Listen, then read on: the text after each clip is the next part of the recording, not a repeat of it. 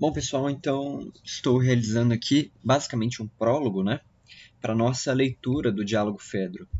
Então, o que a gente vai discutir agora, bem rapidamente, né, é sobre a estrutura do diálogo, sobre as motivações, né, realizadas no diálogo, que vão motivar então o segmento, né, do diálogo, e a trama, né. Então, ali, basicamente, o fundamental, realmente, para a gente se situar nos diálogos, focar nas teses, né, nos discursos, nas ideias filosóficas que vão aparecer, sem encontrar problemas ali de acompanhar a narrativa. Né? Então, vamos lá. O diálogo Fedro, ele é um diálogo aparentemente simples, né, do Platão. Tão simples que um estudioso alemão chamado Schleiermacher, né, não é assim que se pronuncia, né?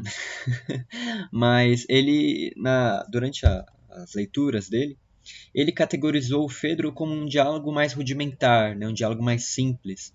Então, provavelmente, o primeiro diálogo, né, que o Platão teria escrito. As justificativas dele para isso foram que o diálogo ele apresenta uma série de assuntos, né, sem se ater em um em particular. Né?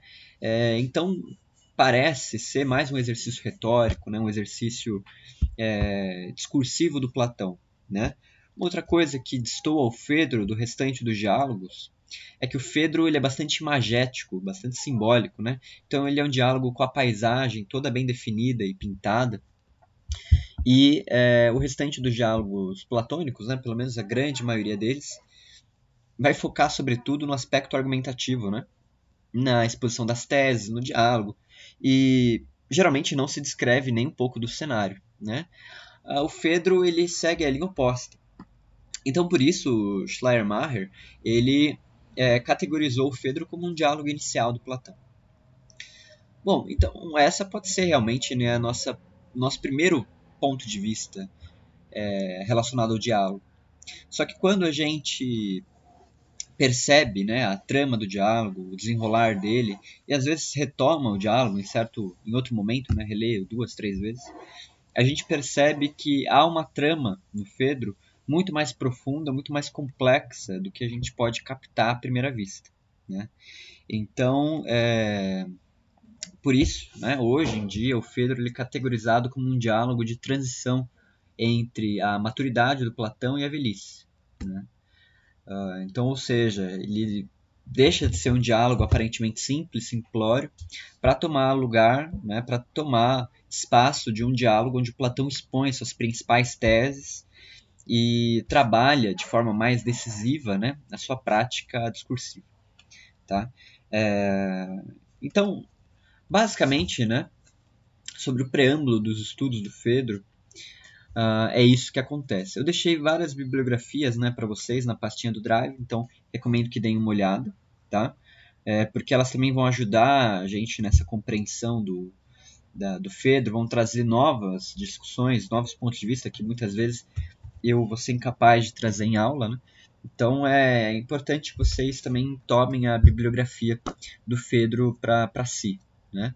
Uma outra coisa também é que eu tive a oportunidade de participar de um curso de extensão na FEFELESH sobre o diálogo Fedro, né? Dado pelo professor Antônio.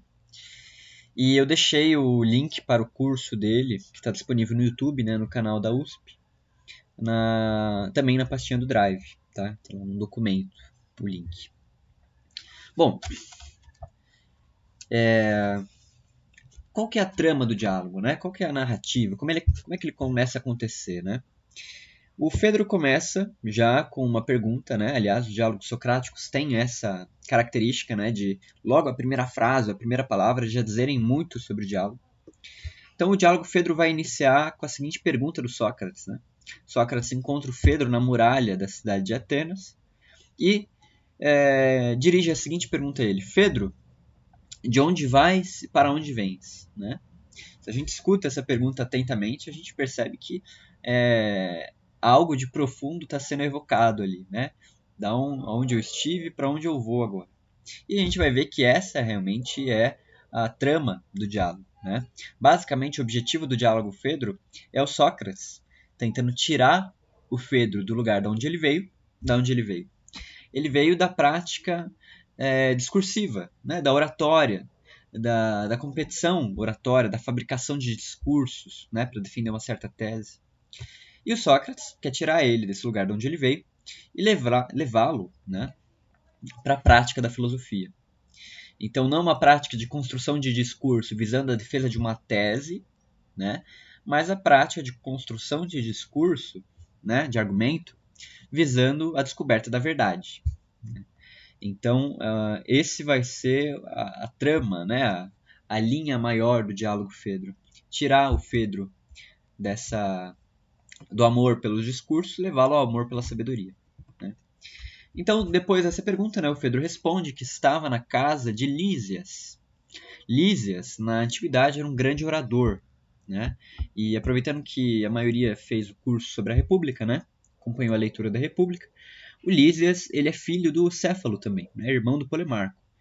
E depois que Céfalo e Polemarco então foram condenados, né, pela tirania dos 30, o Lísias ele é exilado da cidade de Atenas e profere vários discursos, né, denunciando o que havia acontecido com a sua família. Com a democracia restabelecida, ele volta para a cidade e vive, né, entre ali os seus concidadãos, como um grande orador da época. Né? Então Lísias, se não um dos grandes, o maior orador daquela época, né, segundo os registros que nos são legados, inclusive pelo próprio Platão, né? O Fedro estava lá com o Lísias, e o Lísias havia proferido um discurso para ele e para os presentes, né, sobre o seguinte tema. Né? O Lísias havia feito um discurso dizendo que é muito melhor alguém se entregar para alguém que não está apaixonado do que para alguém que está apaixonado, né, louco de amor. Então o amor, nesse discurso do Lísias, ele vai aparecer como pretexto para loucura, né, como gerador de loucura, gerador de desestabilidade, né, enfim, destruição, em última instância. Né? Ele é um fator nocivo na relação. E é muito melhor você se entregar para alguém que não está louco de amor, porque essa pessoa vai ser mais centrada, mais constante, mais estável, né? Enfim, mais assertiva. O Fedro ele se encanta particularmente por esse discurso, né?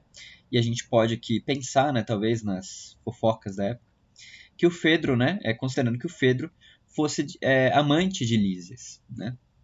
Porque, outra coisa, o amor e a entrega da qual se fala aqui no diálogo Fedro, em todos os momentos, né? Não só nesse primeiro discurso do Lísias, mas nos discursos do Sócrates também, é o amor homoerótico. Né? O amor, então, nesse caso, né, entre dois homens. Tá? Mas eu também não vejo por que esse discurso não pudesse ser aplicado para outras formas de relação de amor. Né? Mas no caso, o amor que o Platão está discutindo aqui é o amor homoerótico, né, que acontecia na Grécia. E além, né, do amor homoerótico acontecer entre dois homens na Grécia, havia um certo agravante, né, digamos assim, algo a mais. Porque geralmente essa relação homoerótica ela era permeada por uma espécie de tutoria. Né? Então, o que acontecia geralmente era o seguinte: um homem mais velho procurava um rapaz, um menino mais novo, para iniciá-lo, né, na vida adulta. Então, iniciá-lo nos ciclos sociais, nos ciclos intelectuais, na vida política, ensiná-lo sobre tudo, né, inclusive sobre o sexo. Então, não eram raras as vezes em que esses tutores, né, mantinham relações sexuais com esses aprendizes. E essa relação homerótica, né, ela era vista quase com naturalidade, né, para os gregos, fazia parte da cultura da época. Né? E se a gente considerar, né, então, esse contexto de que o Lísias seria, então, esse tutor, né, do Fedro, o Fedro, então, está particularmente encantado por esse discurso do Lísias, né, por esse convite do Lísias a essa relação. Né? O Sócrates ele vai, então, ir com uma caminhada com o Fedro, né, junto com o Fedro, às margens do rio Ílice, para eles procurarem um lugar tranquilo para eles descansarem e ouvir o discurso do Lísias, né? Porque o Fedro estava tentando praticar o discurso, né, recitar o discurso do Lísias, através de um manuscrito que ele tinha. Então ele estava tentando decorar o discurso, né? O Sócrates vai lá e pede para que ele recite o discurso para ele. O Fedro recita o discurso e, em meio a brincadeiras, né, de sedução, ironia, junto com o Sócrates, o Sócrates declara que o discurso do Lísias realmente não atraiu muito ele, né, não encantou muito o Sócrates.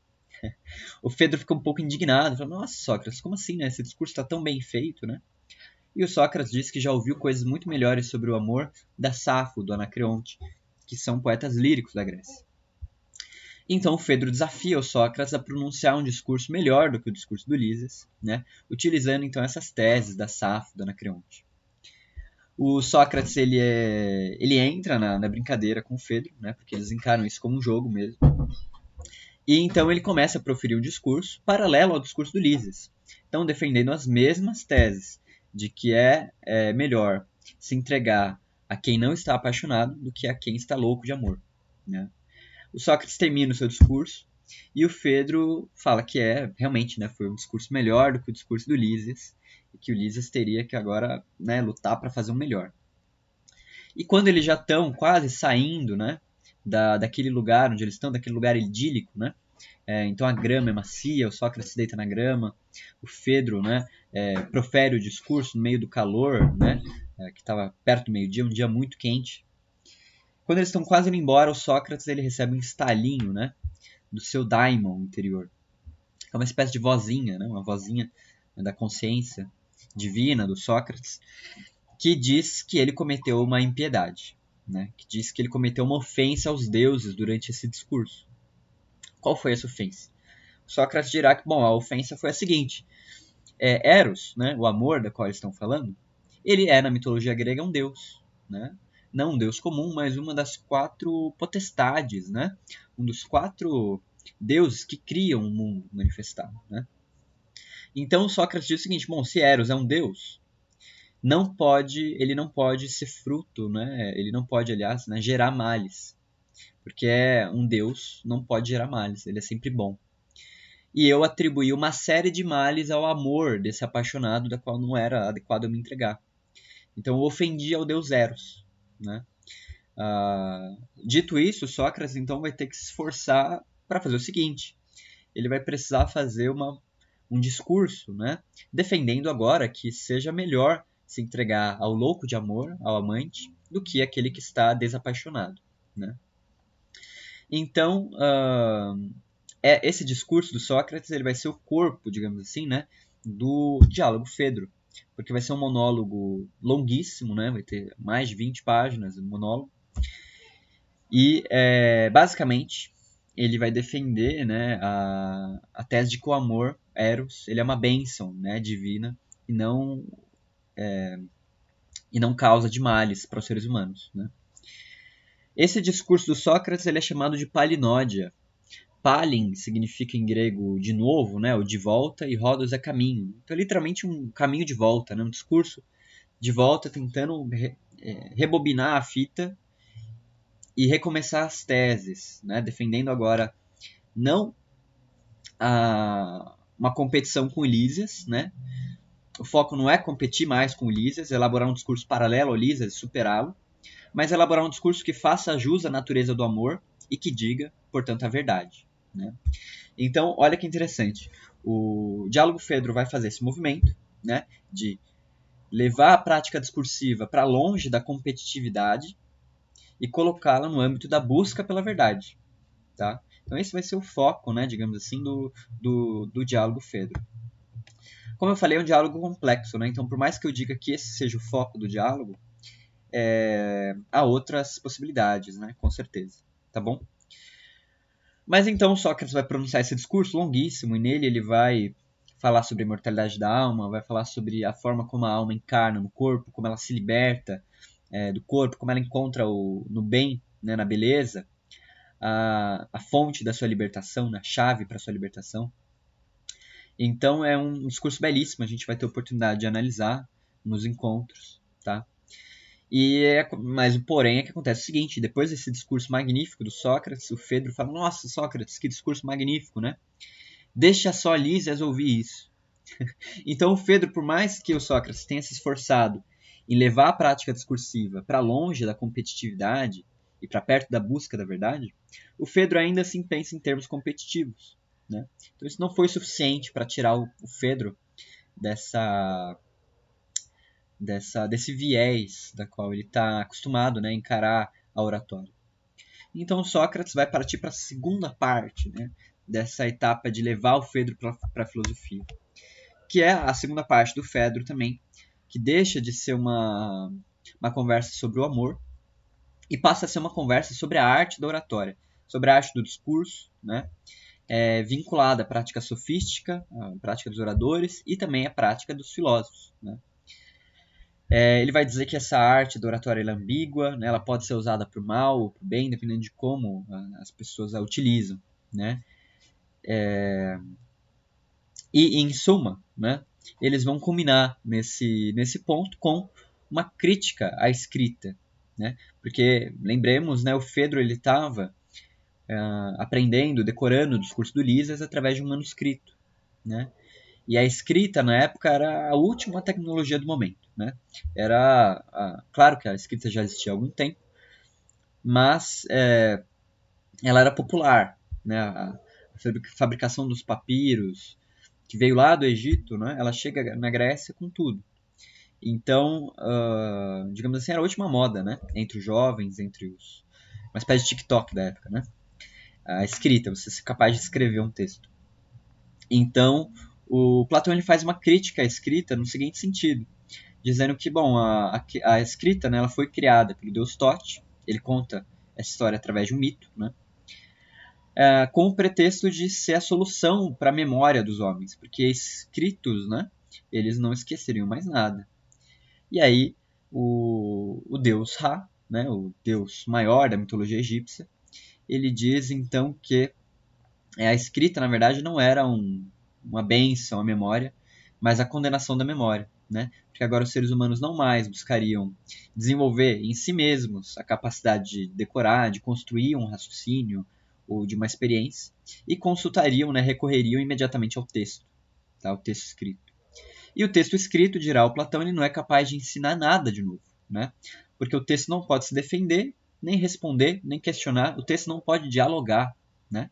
E o diálogo é o fundamental da filosofia, né? A convivência, a prática da filosofia é fundamental, né? Porque lembremos, né, para os antigos, a filosofia ela não era uma prática intelectual, não era uma ciência exatamente, né? Ela era um modo de vida dedicado então à busca da verdade, à prática das virtudes, ao aperfeiçoamento da alma, né? E com isso, ela não poderia ser aprendida em sentido estrito, né? Ou seja, aprendida através da escrita, de forma impessoal, né? Você só pode aprender a filosofia, praticar esse modo de vida com o diálogo, com a prática, né? Então, a grande crítica que o Sócrates, né, que o Platão, no caso, vai fazer à escrita é essa, né? Dizendo que os textos eles só têm uma única utilidade para quem os escreve ou para quem os lê, né? Que é de criar boas recordações. Então, ou seja, de você não ler para aprender alguma coisa nova, mas para relembrar alguma coisa que você já sabe, né? Você criar recordações, novos modos de construir o raciocínio sobre a mesma coisa que você já vinha aprendendo, tá? Então essa vai ser, digamos assim, a forma do diálogo, né? A trama, por onde o diálogo vai acontecer, tá?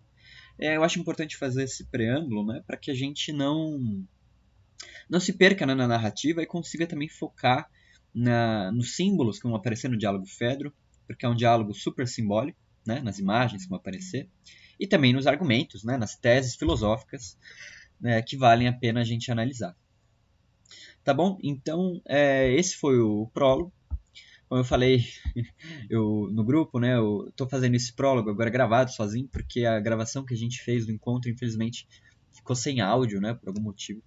Então faço esse prólogo, né, só dando ali um panorama da obra, que foi o que fizemos no encontro aqui online, para que ninguém saia prejudicado e que a gente já possa entrar, então, na semana que vem, com a leitura do diálogo. Tudo bem? Então, bom fim de semana a todos. Até mais.